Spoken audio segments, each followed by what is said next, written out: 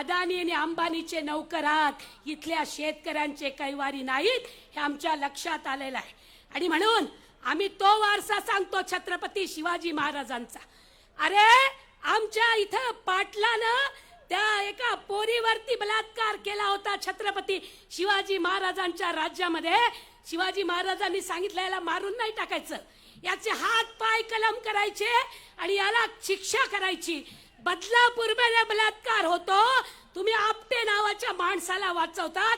अरे फसवणूक, तू या महाराष्ट्रामधल्या बहुजनांच्या लढाईमध्ये माती कालवली आणि आता तू गृहमंत्री म्हणून आहे, तुझी लालकी नाही. आणि म्हणून तुला आम्ही थेट नागपूरमध्ये पाठवणार आहोत आणि त्याच्यासाठी वैशाली ताईला निवडून देणार.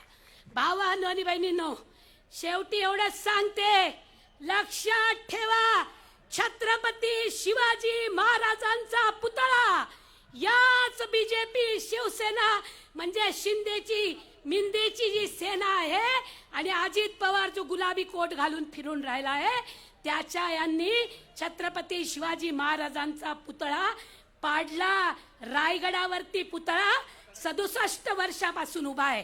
जर आम्ही छत्रपती शिवाजी महाराजांची औलाद असू तर किशोर पाटलाला कधीच मतदान करणार नाही, बेईमानच लोक त्याला मतदान करतील, हे गोष्ट लक्षात ठेवा. आम्ही जर महात्मा फुलेची औलाद असू, तो भाजपचा कोश्यारी म्हणतो 13व्या वर्षी फुलेंनी लग्न केलं आणि काय केलं, हरामखोर, तुला लाज वाटली पाहिजे. शेतकऱ्यांचा सोडली नारा आणि छत्रपती शिवाजी महाराजांची पहिल्यांदा समाधी शोधून काढणारा आमचा महात्मा फुले यांच्याबद्दल आम्हाला प्रचंड अभिमान आहे. आणि म्हणून तुम्ही माळी असाल तर तुम्ही लक्षात ठेवा, तुम्ही या मिंदे सेनेला वोट देणार तर तुम्ही महात्मा फुले सावित्रीबाई फुले बरोबर सुद्धा गद्दारी कराल, ही गोष्ट लक्षात ठेवा. इथे मोठ्या प्रमाणामध्ये आदिवासी आहेत. आदिवासी भावांनो आणि बहिणींनो, तुमच्या मुलांची स्कॉलरशिप खाऊन टाकली. 11,000 कोटी रुपये तुमचे यांनी उत्तर प्रदेश मध्ये वळवले आणि तुम्हाला ठेंगा दाखवला. आता तर दलित भावा बहिणींना सांगू इच्छिते, भावांनो आणि बहिणींनो, उपवर्गीकरण करून तुमच्यामध्ये जाती जातींमध्ये भेदभाव केला जातोय. तुमचं आरक्षण काढून घेण्याचं षडयंत्र केलं जात आहे. ओबीसी भावांनी एक लक्षात ठेवायचं, मराठा आणि ओबीसी महाराष्ट्रामध्ये कधीच वाद नव्हता.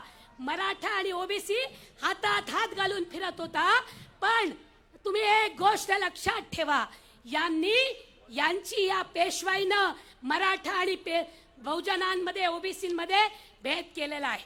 आणि म्हणून तंट्या भिलाची औलाद, बिरसा मुंडाची औलाद आदिवासी भावा बहिणींना सांगते की जर तुम्ही संविधान प्रेमी असाल, लोकशाही प्रेमी असाल तर या किशोर आप्पाला इथेच गाडाल आणि मग तुम्ही खऱ्या अर्थानं आदिवासी म्हणून उभे राहाल. तुम्ही डॉक्टर बाबासाहेब आंबेडकरांचा वसा घेतणारे दलित बहुजन आदिवासी असाल तर मी सांगते माझ्या दलित भावांना, नुसतं जय भीम म्हणून चालणार नाही, तर जय भीमचा नारा देताना संविधान बुडवणारे आणि एनसीईआरटीच्या पुस्तकातनं डॉक्टर बाबासाहेब आंबेडकरांच्या धड्या काढणाऱ्या त्या नरेंद्र मोदीला, देवेंद्र फडणवीसला आणि मिंदे सरकारला जागा आपल्याला दाखवावी लागेल, ही गोष्ट लक्षामध्ये ठेवा. आणि म्हणून भावांनो आणि बहिणींनो, शेवटी एकच सांगते, हे संतांचा महाराष्ट्र आहे, स्वाभिमानी महाराष्ट्र आहे, हा शिवाजी महाराजांचा महाराष्ट्र आहे.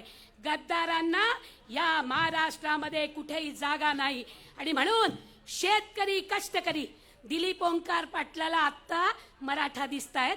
अरे तेव्हा कुठं गेला होता तू, जेव्हा आंदोलन चालले होते, उपोषण चालले होते, एक दिवस गेला का? ही तुमची बहीण, हे तुमचे भाऊ, हे गेले जेलमध्ये. मला तर 4 वेळा पकडून नेलं. माझा सवाल आहे दिलीप पाटलाला की असा भेद करू नको. अरे बाईची जात ही लढणारी रणरागिणीची जात असते, तिला तू एका जातीमध्ये अडकवू नको. आम्ही सर्व मराठा, ओबीसी, दलित, आदिवासी, साळी, माळी, कोळी सगळे आम्ही एकत्र झालेलो आहोत, कारण आम्हाला महाराष्ट्र धर्म जागवायचा आहे. भावांनो, 2 लाख नोकऱ्या हे खाऊन गेले. आपले 9 उद्योग गुजरातला पाठवले. हे सगळं लक्षामध्ये ठेवा.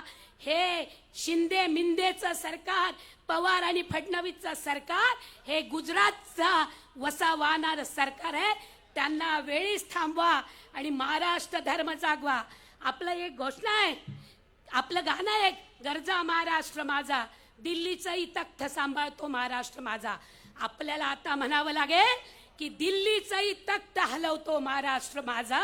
हे आपल्याला सगळ्यांना म्हणावं लागेल. आणि म्हणून किती येऊ दे, आता नरेंद्र मोदी म्हणे 10 दिवस सभा करणार आहे. यालाच पाहिजे नरेंद्र मोदी. जिथं जिथं नरेंद्र मोदी लोकसभेला गेले तिथं तिथं भाजप शिंदे सेना आणि पवारांची बेडा गर्ज झाला. ही गोष्ट आपण लक्षामध्ये ठेवा. आणि म्हणून भावांनो आणि बहिणींनो, 25 JCB घेऊन फुलं उधळणारा किशोर पाटील, तू पैसा कुठून आणला? साधा हवालदार होता. 10 वर्षात तुझा काय उद्योग आहे याचा हिशोब दे. आमचे रस्ते चांगले नाहीत, आम्हाला शुद्ध पाणी नाही, शेतकऱ्यांच्या शेतीमालाला हमी भाव नाही, इथल्या बाईला संरक्षण नाही. आणि मग असं असताना आमच्या पोरांच्या हाताला काम नाही. असं असताना जर तुम्ही परत मत मागत असाल तर तुम्हाला तुमची लायकी दाखवल्याशिवाय इथला हा मावळा राहणार नाही आणि या माझ्या रणरागिनी बहिणी राहणार नाहीत. उठा. आजपासून 20 तारखेपर्यंत मी वैशाली ताई म्हणून आपल्या गावामध्ये, मोहल्ल्यामध्ये, रस्त्यामध्ये जा. अल्पसंख्याक भावा बहिणींना वेगळं सांगायची गरज नाही. लोकसभेमध्ये म्हणे की जर सत्तेवर आले तर तुमचं म्हणे म्हैस घेऊन जातील. अरे तुम्ही हिंदूंना काय समजतात? आमची म्हैस घेऊन जाऊ देऊ आम्ही. अरे आमचा इतिहास आहे महाराष्ट्राच्या मराठ्यांचा. मराठा म्हणजे जातीनं नव्हे, तर जो महाराष्ट्रामध्ये राहतो त्या मराठ्यांचा इतिहास आहे. पानिपतला गेले आणि अजून परत आले नाहीत, तिथंच जमिनीवरती उभे राहिलेले आहेत. हा मराठ्यांचा, मर्द मराठ्यांचा इतिहास आहे. ही गोष्ट लक्षामध्ये ठेवा. आणि म्हणून या सर्व प्रश्नांना जाण देत, संतांची शपथ घेत, तुकाराम महाराजाची, गाडगे महाराजाची, तुकडोबाची शपथ घेत, सावतामाळीची शपथ घेत, तंट्या भील बिरसा मुंडाची शपथ घेत, फुले शाहू आंबेडकरांची शपथ घेत, छत्रपती शिवाजी महाराजांच्या महाराष्ट्रामध्ये क्रांती करू, वैशाली ताईला निवडून आणू आणि उद्धव बाळासाहेब ठाकरे, शरद पवार आणि राहुल गांधींचे हात मजबूत करू आणि खऱ्या अर्थानं शेतकऱ्याची लेख मुंबईला पाठवू. एवढीच विनंती करते. थांबते. नमस्कार. धन्यवाद ताई. यानंतर या प्रसंगी आपलं मनोगत व्यक्त करतील माननीय डॉक्टर SS पाटील साहेब निर्मल सेठ साहेबांना नम्र प्रार्थना करतो की आपण या प्रसंगी आपलं मनोगत व्यक्त करावं.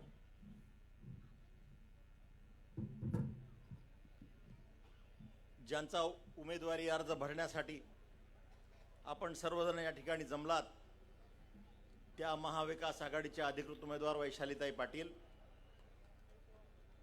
त्यांचा उमेदवारी अर्ज भरण्यासाठी या ठिकाणी महाविकास आघाडीच्या घटक पक्षांचे सर्व नेते मंडळी, उपस्थित झालेली नेते मंडळी, भारतीय राष्ट्रीय काँग्रेस, राष्ट्रवादी काँग्रेस, शिवसेना, उद्धव ठाकरे गट, जनक्रांती मोर्चा, एकलव्य सेना, सर्व संघटनांचे पदाधिकारी, समोर उपस्थित सर्व मान्यवर, बंधू भगिनींनो, आदरणीय आदित्यजी ठाकरे साहेबांचं या ठिकाणी आगमन झालेलं आहे.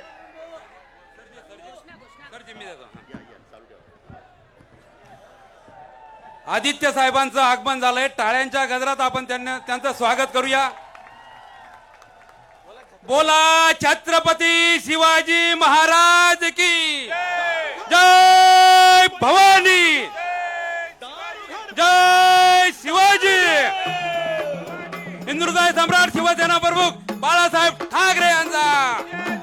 उद्धव साहेब आगे बढ़ो. सत्वरी भूवरी, आदित्य साहेब आगे बढ़ो. सत्वरी भूवरी, वैशाली ताई आगे बढ़ो. हम तुम्हारे साथ हैं. हॅलो. आदरणीय दीपक पाटील, आदरणीय शरद पाटील साहेबांना विनंती आहे की आपण तिथून रस्ता करून द्यायचा आहे. बाजूला व्हा, एका साईडला व्हा. नाही तिथं नाही, शरद पाटील इकडे या, इकडून येऊन जा. तिथं आता आपल्याला पूजन करायचं आहे. भुवरी एक अंबे माननीय युवासेना प्रमुख पर्यावरण मंत्री आदरणीय आदित्य ठाकरे साहेबांना नम्र प्रार्थना करतो की आपल्या शुभ हस्ते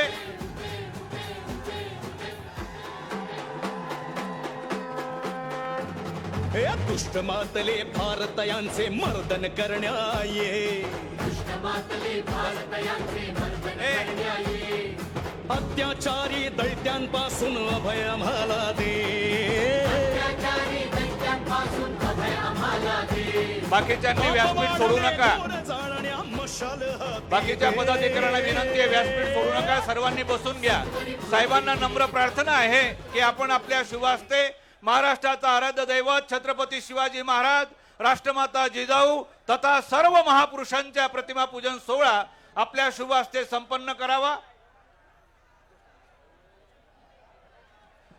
बोला छत्रपती शिवाजी महाराज की. उद्धव साहेब तुम आगे बढ़ो, आदित्य साहेब तुम आगे बढ़ो, वैशुताई तुम आगे बढ़ो. छत्रपती शिवाजी महाराज की. देखी का गर्दी, राशी का उभा, देखी का गर्दी. हिंदू मुस्लिम हृदय सम्राट सरसेनापती बाळासाहेब ठाकरे यांचा, हिंदू मुस्लिम हृदय सम्राट सरसेनापती बाळासाहेब ठाकरे यांचा हा आवाज कोणाचा, हा आवाज कोणाचा. पाप वाढले घोर जाळण्या मशाल हाती दे. आवाज. सर्वांना नम्र प्रार्थना आहे, सर्व मान्यवरांनी सर्वांनी बसून घ्या. साहेबांना विनंती करतो की शेतकऱ्यांचं जे खऱ्या अर्थाने प्रतीक आहे पामर, जी पामर पेरते, उगवते आणि आमचं ताट शोभून दिसते, त्या पामरीचं पूजन माननीय आदित्य साहेबांनी करावं. आदरणीय ताईंना विनंती करतो की आपण आपल्या शुभ हस्ते पामरीचं पूजन करावं. साहेब,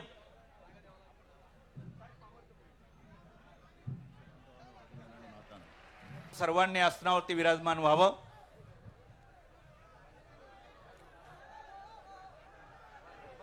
सर्वांनी बसून घ्या.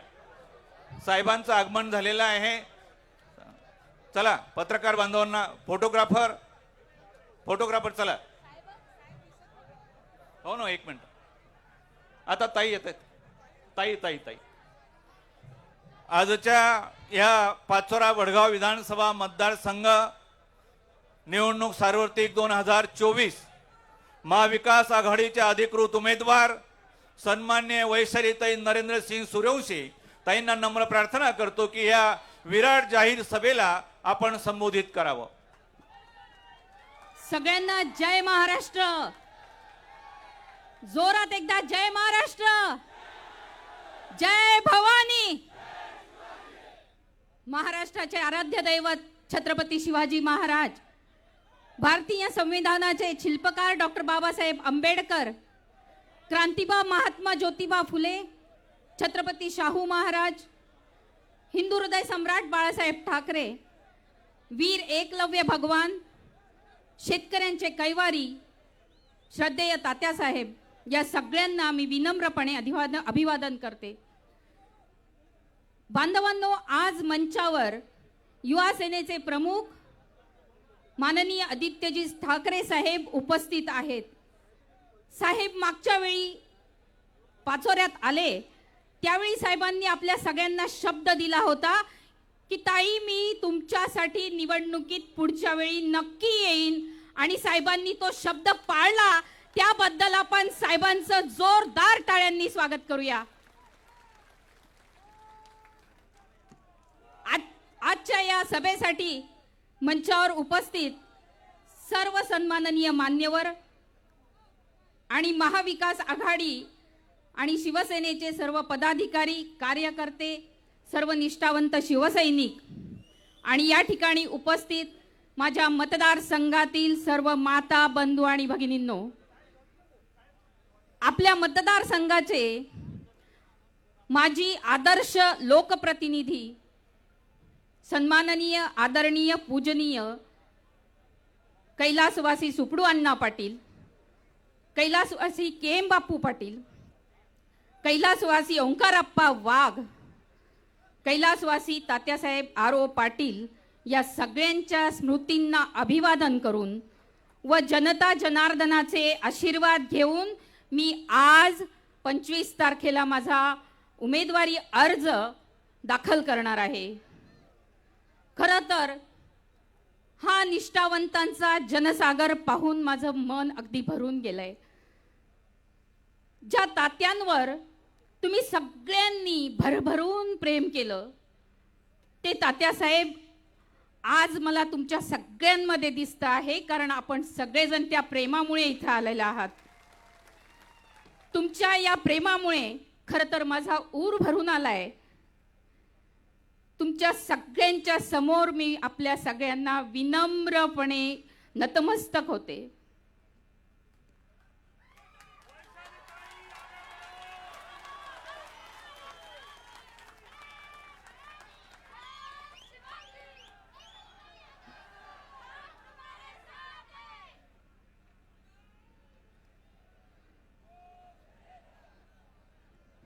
बांधवांनो, बोला इतकं भरून आलंय की मला बोलायला सुद्धा त्रास होतोय.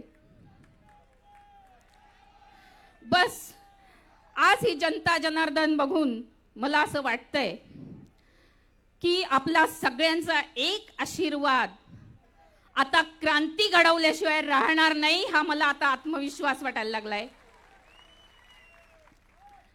बांधवांनो, आजचा हा जो काही दिवस आहे, हा दिवस आपल्या मतदारसंघासाठी अत्यंत महत्त्वाचा दिवस आहे.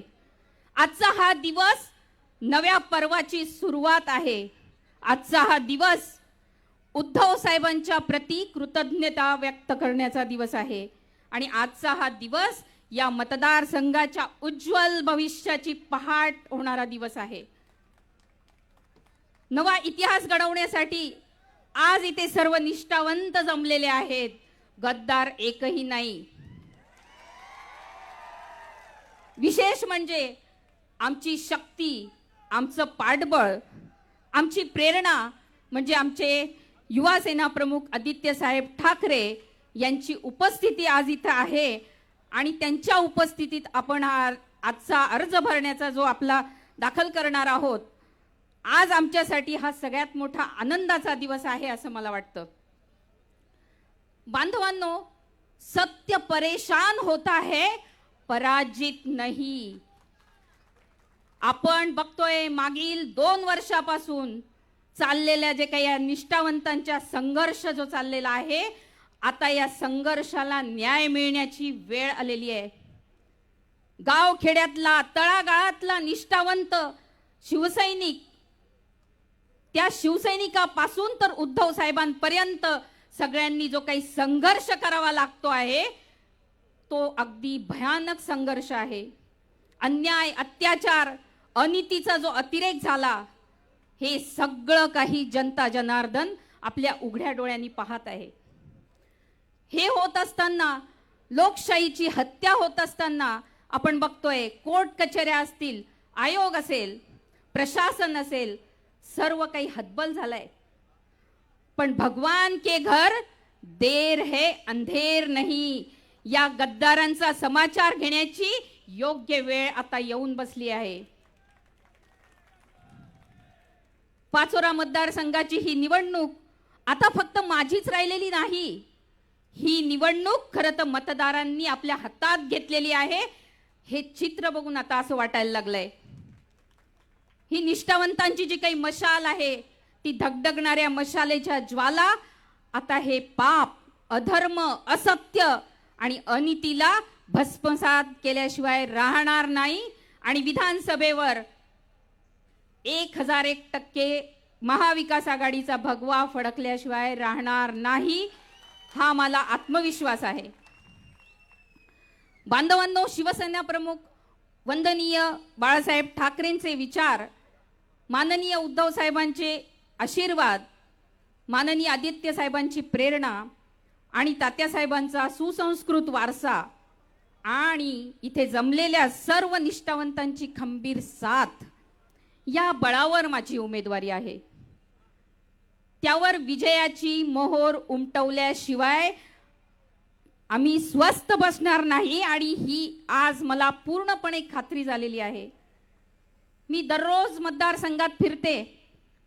मला आतून नक्कीच वाटत होतं की हे चित्र आज असं राहणारच आहे, कारण की प्रत्येक माणूस हा मनापासून आलेला आहे. मनापासून तो माझ्याशी अप्रोच होतो. कदाचित मी पोचायला कमी पडत असेल, पण मला स्वतःहून येऊन भेटणारे बांधव मला खूप भेटतात. त्याला कारण फक्त हिंदू हृदय सम्राट बाळासाहेब ठाकरे, उद्धवसाहेब ठाकरे आणि तात्यासाहेब आणि निष्ठावंत शिवसैनिकाचं रक्त आपल्या अंगात असल्यामुळे हे सगळं होतंय.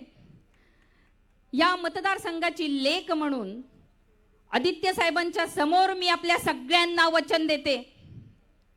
मी आपण ज्या पद्धतीने माझ्यावर विश्वास ठेवला त्या विश्वासाला मी कदापि तडा जाऊ देणार नाही. लाचारी आणि गद्दारीचा हा जो काही कलंक या मतदारसंघाला लागलेला आहे तो कलंक पुसल्याशिवाय मी शांत बसणार नाही. विकासाचा जो काही संकल्प समाजातील सर्व जाती धर्मातील लोकांना एकत्र ठेवून भयमुक्त, भ्रष्टाचारमुक्त आणि सर्वांगीण विकासाचा जो काही संकल्प आहे तो मी पूर्ण केल्याशिवाय स्वस्थ बसू शकत नाही. शेती, आमच्या शेतकऱ्यांचे प्रश्न, शेतकऱ्यांच्या समस्या, पाण्याचे प्रश्न, विजेचे प्रश्न, सिंचनाचा प्रश्न, हमी भावाचा प्रश्न, अशा अनेक प्रश्नांवर मी शासन दरबारी आवाज उठवून माझ्या शेतकरी बांधवांना न्याय मिळवून देण्याचा मी प्रयत्न करेल. मतदारसंघामध्ये नवीन नवीन उद्योग व्यवसाय आणून आमच्या तरुणांना रोजगार मिळवून देण्यासाठी ती संधी मी उपलब्ध करून देईल. शेतरस्ते असतील, गाव रस्ते असतील, शौचालय असेल, पिण्याचे पाणी, शिक्षण, आरोग्य अशा अनेक समस्या आहेत. त्या प्राधान्याने मार्गी लावण्यासाठी माझं नियोजनबद्ध असा कृती आराखडा तयार मी केलेला आहे आणि तो मी योग्य वेळी त्या पद्धतीने मी वापरणार आहे. बांधवांनो, गिरणा नदी असेल त्यावरचे बंधाऱ्यांचा विषय फार मोठा आहे. आमच्या कसगाव येथे केळीसाठीचा जो काही मालधक्का आहे तो मालधक्का चालू करण्याचा माझा प्रयत्न असेल. पाचोऱ्याची MIDC तिला घरघर लागलेली आहे, ती पूर्ववत चालू करण्यासाठी माझा प्रयत्न असेल. कासोदा साखर कारखाना तो देखील बंद झालेला आहे, तो साखर कारखाना चालू करण्यासाठी मी प्रयत्न करेल. जसे तात्यासाहेबांनी कधीही टक्केवारी, गुंडगैरी आणि दहशतीचं राजकारण त्यांनी त्यांच्या आयुष्यात कधीच केलं नाही, अगदी त्याचप्रमाणे माझी सुद्धा भयमुक्त, भ्रष्टाचारमुक्त प्रशासनाची हमी राहील. मी हा आपल्याला शब्द देते. बांधवांनो, रात्र वैऱ्याची आहे, गाफील राहू नका. कोणत्याही भूलतापांना, प्रलोभनांना बळी पडू नका आणि जागृत राहा. आजकाल तर असं झालंय आपल्या मतदारसंघात, रात्रीच्या 11 वाजेला आणि 1 वाजेला आपल्या कार्यकर्त्यांकडे, पदाधिकाऱ्यांकडे जाऊन घरात जाऊन आमदार प्रवेश करू लागले. अशी अवस्था त्यांनी स्वतः तयार करून घेतलेली आहे. बांधवांनो, तुम्हाला आपल्या मतदारसंघाचं माहिती आहे 60-40चा फॉर्म्युला. ही सगळी पडद्यामागची सेटलमेंट आहे. हे पडद्यामागची सेटलमेंट करणारे आता एकमेकांवर आरोप करतायत. वर्षभर नगरपालिका असेल, शेतकी संघ असेल, सगळ्या सहकारी संस्थांमध्ये सेटलमेंट करणारे आता एकमेकांवर विरोध करून नौटंकीचा कार्यक्रम करतायत. सर्व जाती धर्माचे लोक या मतदारसंघामध्ये पूर्वीपासून गुण्यागोविंदाने राहतात. त्यांच्यामध्ये तेढ निर्माण करण्याचं कार्य या मतदारसंघात चाललेलं आहे. काही लोक म्हणतात हे भाऊ बहीण आहेत, या भाऊ बहिणींची सेटिंग आहे. हे असं कसं शक्य आहे? आणि म्हणून ह्या अशा गोष्टींना आपण थारा देऊ नका. माननीय उद्धव साहेबांनी मला एक महिला म्हणून उमेदवारी देऊन आज सबंध नारी शक्तीचा खूप मोठा सन्मान केलेला आहे. विरोधक म्हणतात की मी महिला आहे, ती एक महिला आहे, काय करू शकेल, अशा पद्धतीने हिणवलं जातं. होय, मी एक महिला आहे, मला अभिमान आहे की मी एक महिला आहे. 4 पुरुषांच्या विरोधात मी एकटी लढते आणि चारही पुरुषांच्या पायाखालची वाळू घसरलेली आहे. खरंच मला अभिमान आहे की मी महिला आहे. खबरदार, तुम्हाला सांगून ठेवते, महिला म्हणून मला हिनवायची वेळ आणू नका आणि मला पुन्हा त्याच्यावर बोलण्याची वेळ आणू नका. राजमाता जिजाऊंच्या राज्यात माझ्यावर महिला म्हणून टीका करणाऱ्यांनी या मतदारसंघातील सबंध नारी शक्तीचा अपमान जो केलेला आहे त्याचा बदला आमच्या माता भगिनी घेतल्याशिवाय राहणारच नाहीत. बांधवांनो, आठवा तो दिवस प्रतिभाताई पाटील यांची राष्ट्रपती पदावर जेव्हा उमेदवारी घोषित झाली तेव्हा सर्वात अगोदर वंदनीय हिंदू हृदय सम्राट बाळासाहेब ठाकरे यांनी माझ्या महाराष्ट्राची लेक राष्ट्रपती होत असेल म्हणून राष्ट्रपती होत आहे म्हणून पक्षाचा, जातीचा, धर्माचा विचार न करता जाहीरपणे प्रतिभाताईंना पाठिंबा दिला होता.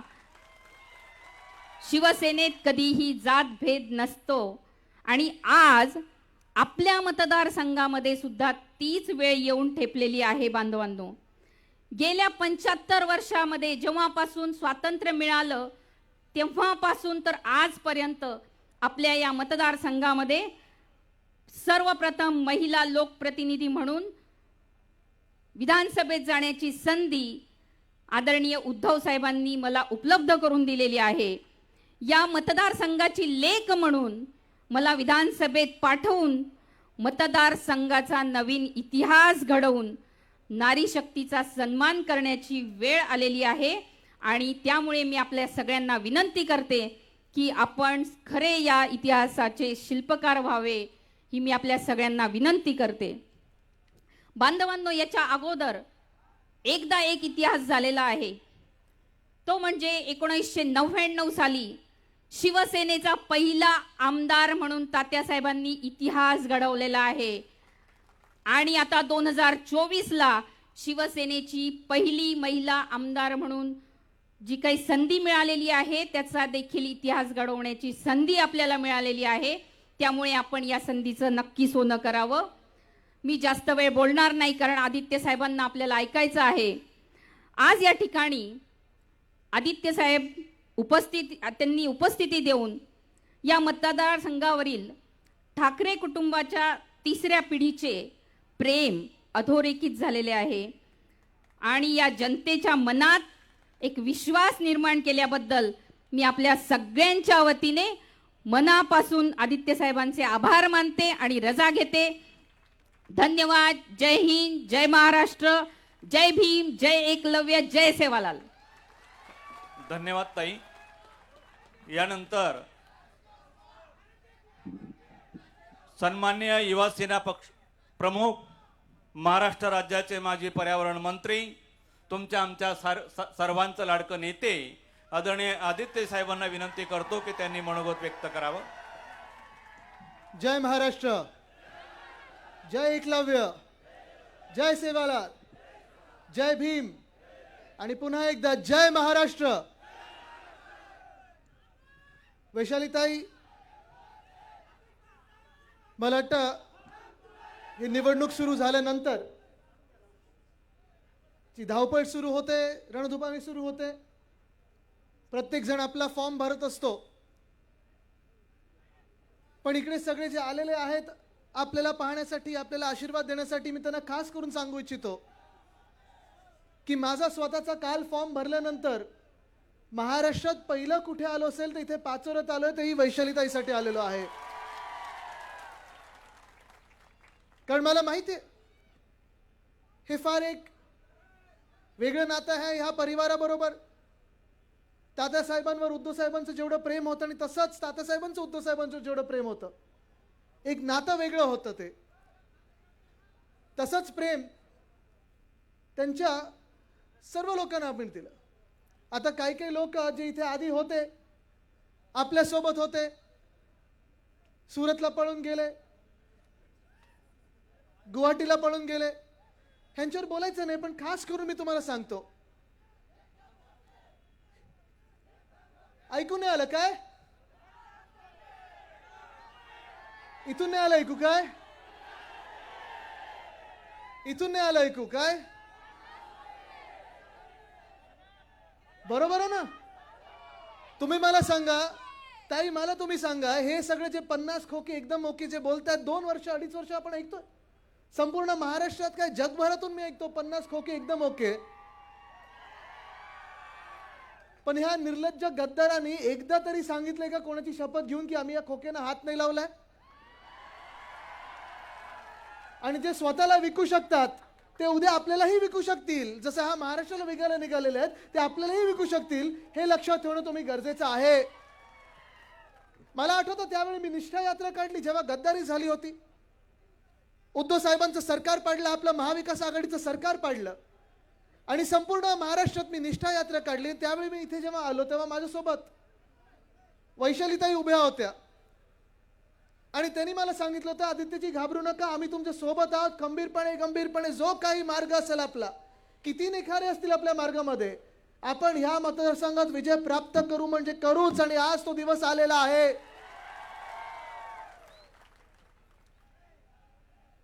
पण जेव्हा जेव्हा मी इथे आलोय, मला सतत दिसतंय की सोबत येणारा जो एक जनप्रवाह आहे, ही फक्त गर्दी नाहीये.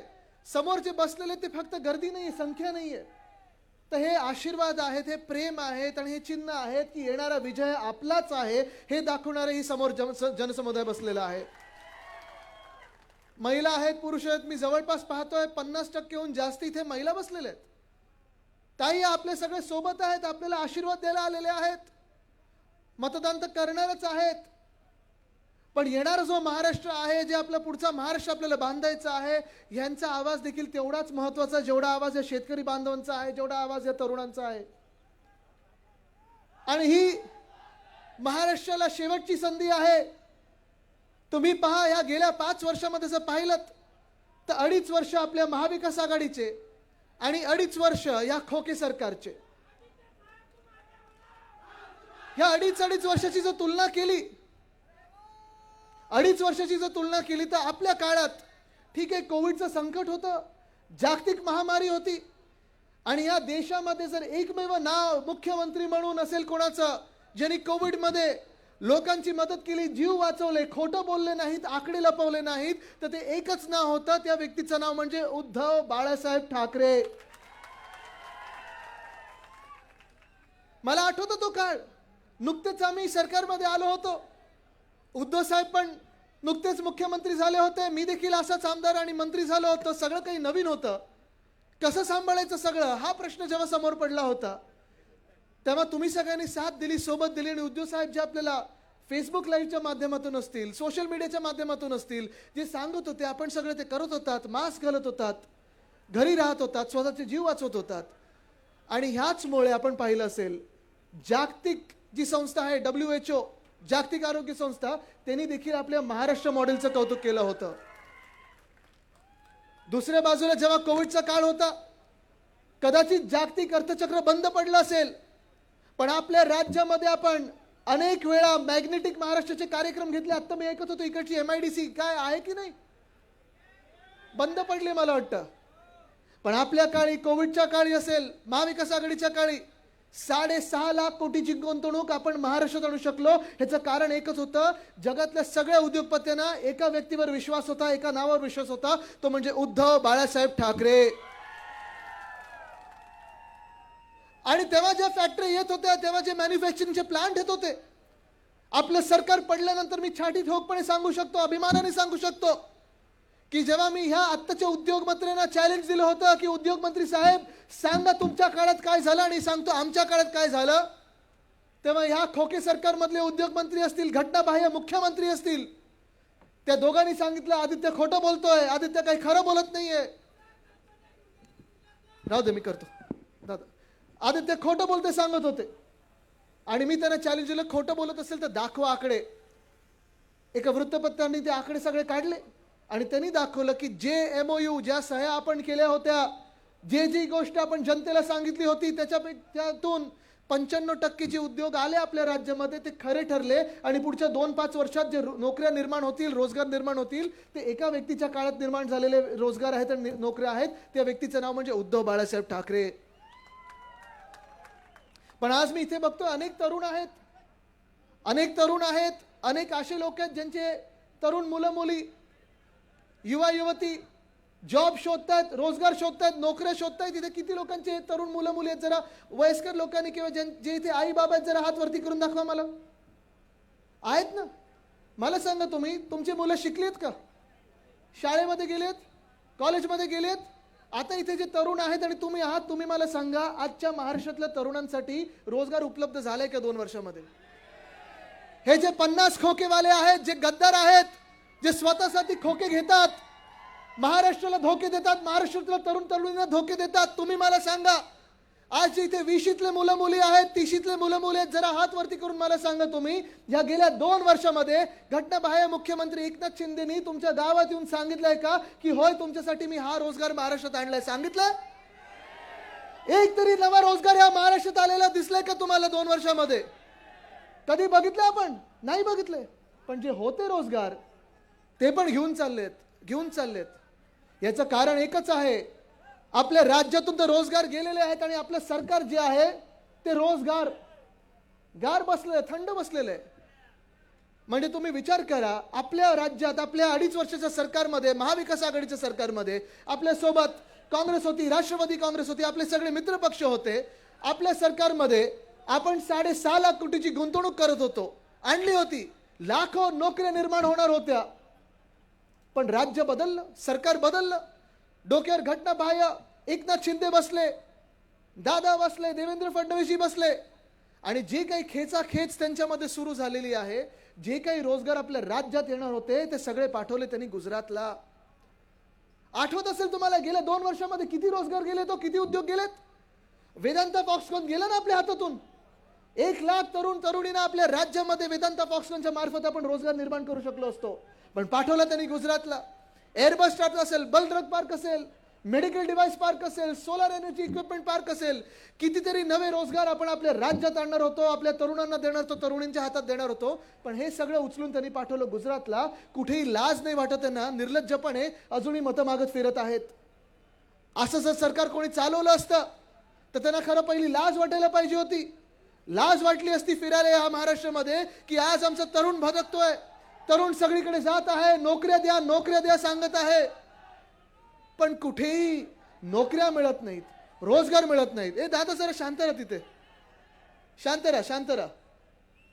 घोषणा देऊन काही होणार नाही, मतं द्यायची आपल्याला आता. पण रोजगार मिळत नाहीये. मी आज सांगत आहे तुम्हाला, मागच्या महिन्यामध्ये आपण मुंबईमध्ये एक मोठा रोजगार मेळावा घेतला होता. साधारणपणे 12,000 तरुण तरुणींना आपण रोजगार देऊ शकलो. सरकारमध्ये नसताना जर एवढा रोजगार निर्माण करू शकलो तर विचार करा, उद्धव बाळासाहेब ठाकरेंचं पुन्हा एकदा सरकार बनल्यानंतर, महाविकास आघाडीचं पुन्हा एकदा सरकार बनल्यानंतर आपल्यावर विश्वास ठेवून पुन्हा एकदा किती उद्योगपती आपल्या राज्यात येतील आणि रोजगार निर्माण करतील. आज मी तुम्हाला शब्द देते, आदित्य रश्मी उद्धव ठाकरे म्हणून शब्द देते की जर आपलं सरकार आलं आणि ते आपण आणणारच. सरकार आल्यानंतर प्रत्येक 3 महिन्यात आपण प्रत्येक जिल्ह्यामध्ये महाराष्ट्राच्या रोजगार मेळावे ठेवल्याशिवाय आपण थांबणार नाही, स्वस्त बसणार नाही.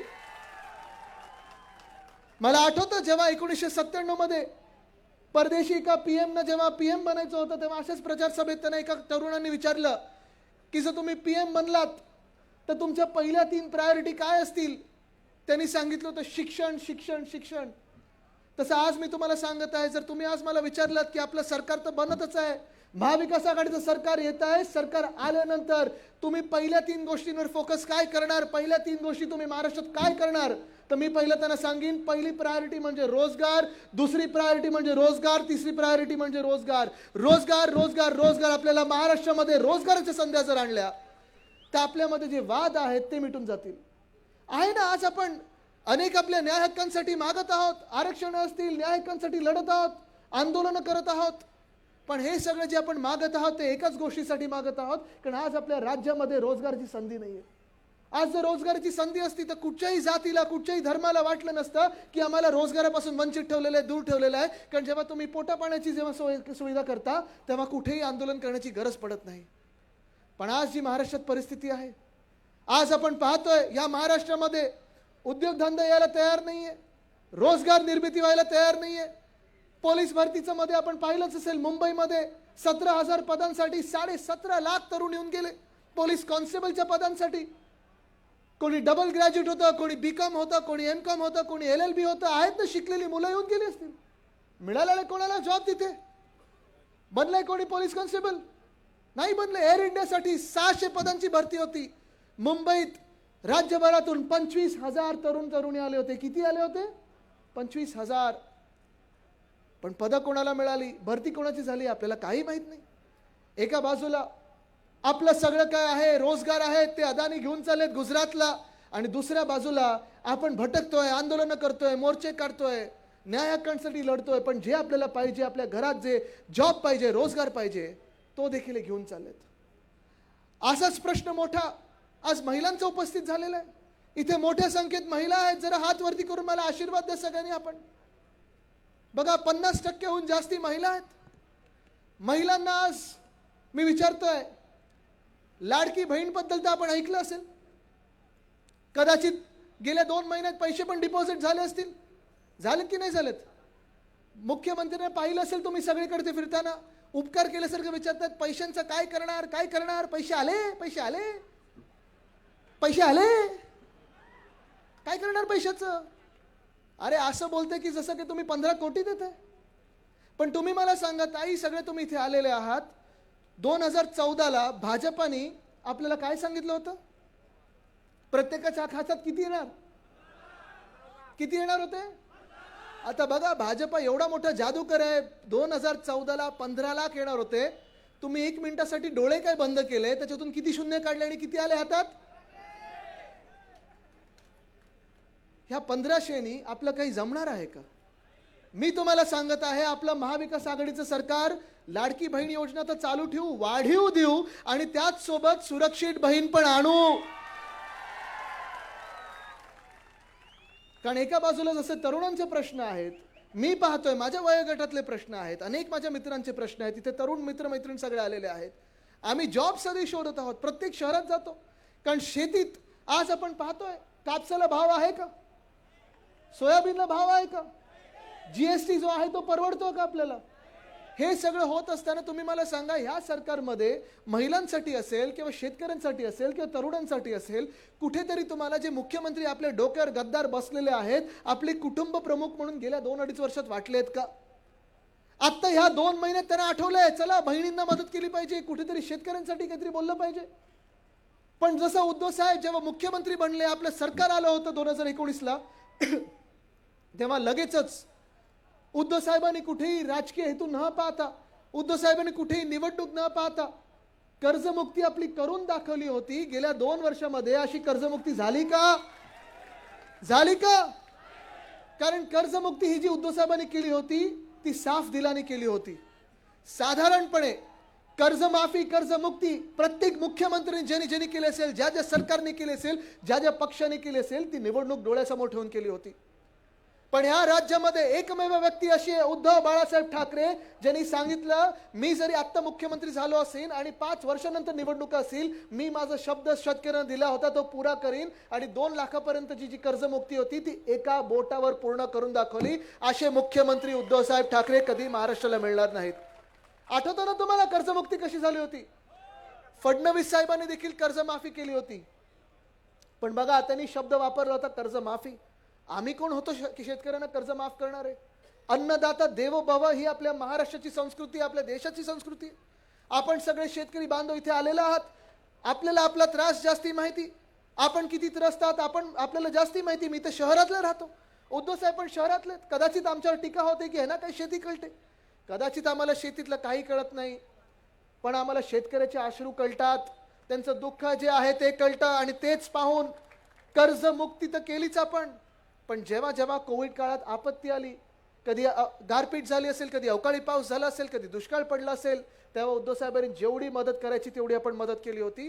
हे उद्धव साहेबांचं सरकार होतं आणि अशाच शिवसेना उद्धव बाळासाहेब ठाकरे पक्षाला पुन्हा आपल्याला निवडून द्यायचंय, महाविकास आघाडीने निवडून द्यायचंय. आज आपण पाहतो एकंदर ह्या राज्यामध्ये जो गोंधळ उडालेला आहे. एका बाजूला सांगतात की आम्ही 1500 रुपये देऊ, दुसऱ्या बाजूला अदानीला देतात 1 लाख कोटी. अदानीला 1 लाख कोटी देत असताना तुम्ही 1500 रुपये जेव्हा महिलांना देता, महिलांच्या सुरक्षेबद्दल कोण बोलणार? महिला सुरक्षित आहेत की नाही या राज्यामध्ये ह्याच्याबद्दल कोण बोलणार?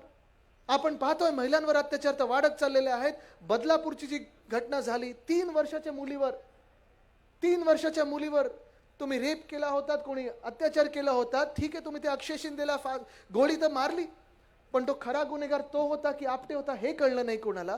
आज परिस्थिती ही झालेली आहे की महिला देखील विचारत आहेत की आमचा आवाज कोण ऐकणार? आणि मी तुम्हाला उत्तर देतो, तुमचा आवाज जर कोणी ऐकायचा असेल, महिलांचा असेल, पुरुषांचा असेल, शेतकरी बांधवांचा असेल, शेतमजुरांचा असेल, तरुणांचा असेल, ते एक अभ्यासू आमदार जर आपल्याला पाहिजे असेल, एक लढाकू आमदार जर आपल्याला पाहिजे असेल, एक मेहनती आमदार जर आपल्याला पाहिजे असेल, तर तुम्हाला एका व्यक्तीसाठी इथे मतदान करायला लागणार, त्या म्हणजे आपल्या वैशालीताई आहेत.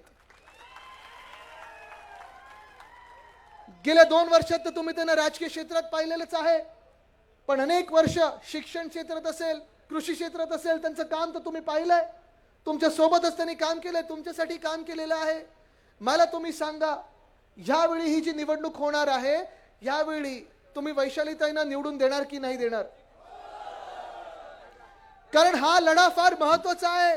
जो संविधानाचा लढा होता, जो लोकशाहीचा लढा होता, तो अजून संपलेला नाहीये. आपल्याला अदालतमध्ये, कोर्टामध्ये अजून न्याय मिळाला नाहीये, पण जनता की अदालतमध्ये आम्ही आज आलेलो आहोत. ते ह्याचसाठी आलेलो आहोत की आज अपेक्षित न्याय तुमच्याकडून आहे. जी उद्धव साहेबांच्या पाठीत ज्यांनी खंजीर खुपसला, ज्यांनी गद्दारी केली, होय माझ्या नेत्याच्या पाठीत खंजीर खुपसला, माझ्या वडिलांच्या पाठीत ज्यांनी खंजीर खुपसला. 2 वर्ष आम्ही जिथे न्याय मागत होतो कोर्टात, तिथे न्याय मिळाला नाही. आज तुमच्याकडे आलोय, तुम्ही न्याय देणार की नाही? तुम्ही न्याय देणार की नाही? ही वैयक्तिक लढाई नाहीये, ही ना पदासाठी लढाई आहे, ना मुख्यमंत्री पदासाठी लढाई आहे, ना शक्तीसाठी आहे, ना पैशासाठी आहे, ना सत्तेसाठी आहे. ही लढाई आहे ती महाराष्ट्रासाठी आम्ही लढत आहोत. जो महाराष्ट्र ह्यांनी गेले 2 वर्ष विकून काढलेला आहे. महाराष्ट्राची अस्मिता दिल्ली समोर झुकवलेली आहे. महाराष्ट्राला लोटांगण घालून दिल्ली समोर झुकवण्याचा प्रयत्न चालू आहे. अशा गद्दारांना तुम्ही गाडणार की नाही गाडणार, आज मी तुम्हाला विचारायला आलेलो आहे. कारण पुढच्या 20 दिवसामध्ये हे गद्दार येतील, खोकेवाले येतील, धोकेवाले येतील. आता पण आपण ऐकतो मध्ये सांगोलेला 5 कोटी जाणारी गाडी निवडणूक आयोगाने पकडली. इथे देखील मला वाटतं काल परवाकडे कुठेतरी अशीच पैशांची गाडी पकडलेली आहे.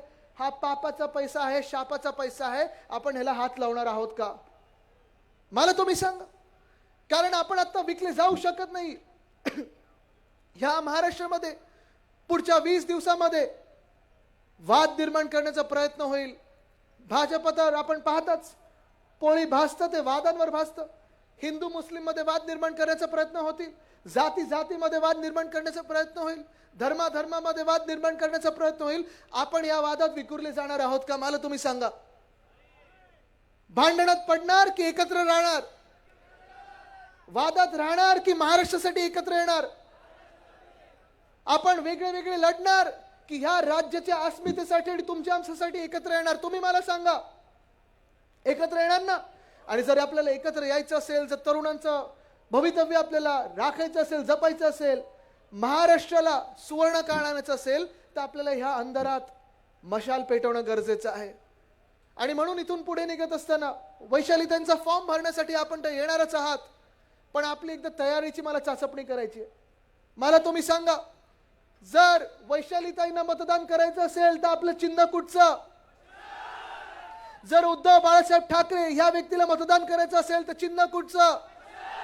जर महाराष्ट्राच्या अस्मितेसाठी आपल्याला मतदान करायचं असेल तर आपलं चिन्ह कुठचं? जर जातपात धर्म बाजूला ठेवून या महाराष्ट्रासाठी लढायचं असेल तर चिन्ह कुठचं? ज्यांनी छत्रपती शिवाजी महाराजांच्या पुतळ्यात घोटाळा केला त्यांच्या विरोधात बदला घ्यायचा असेल तर चिन्ह कुठचं? जर ह्या महाराष्ट्राच्या शेतकऱ्यांना न्याय द्यायचा असेल तर चिन्ह कुठचं? जर महिलांचा आवाज विधान भवनापर्यंत पोहोचवायचा असेल तर चिन्ह कुठचं? आणि ह्या महाराष्ट्राला जर दिल्ली समोर झुकवायचं नसेल तर आपलं चिन्ह कुठचं? मला तुम्ही सांगा शेतकरी बांधव, आपलं चिन्ह कुठचं? महिलांना विचारतोय आपलं चिन्ह कुठचं? तरुणांना विचारतोय आपलं चिन्ह कुठचं? मशाल मशाल मशाल ही घरोघरी गेली पाहिजे, कारण मशाल जर पेटली तर आणि तरच या महाराष्ट्राचा अंधकार आहे तो दूर केल्याशिवाय आपण राहणार नाही. धन्यवाद. जय हिंद, जय महाराष्ट्र, वंदे मातरम. हॅलो. यानंतर सन्मान्य युवा सेना पक्षप्रमुख आदरणीय आदित्यजी ठाकरे साहेबांचा सन्मान सोहळा संपन्न होतोय. सर्वांनी प्रचंड टाळ्यांचा गजर करायचा आहे. यानंतर आपण सर्वजण उमेदवारी अर्ज दाखल करण्यासाठी प्रांत कार्यालयामध्ये जाणार आहोत. त्यासाठी आदरणीय साहेब आणि ताई हे गाडी बैल मध्ये बसून जाणार आहेत. त्यांच्या पाठीमागे सर्व महिला असणार आहे. महिला सगळ्या रांगेत गेल्यानंतर सर्व पुरुषांनी जायचं आहे. सर्वांनी शिस्त पाळायची आहे. कुठंही आपल्या उमेदवारी अर्ज भरण्याच्या जाहीर सभेला गालबोट लागणार नाही याची आपण सर्वजण खबरदारी काळजी घेऊया. यानंतर जे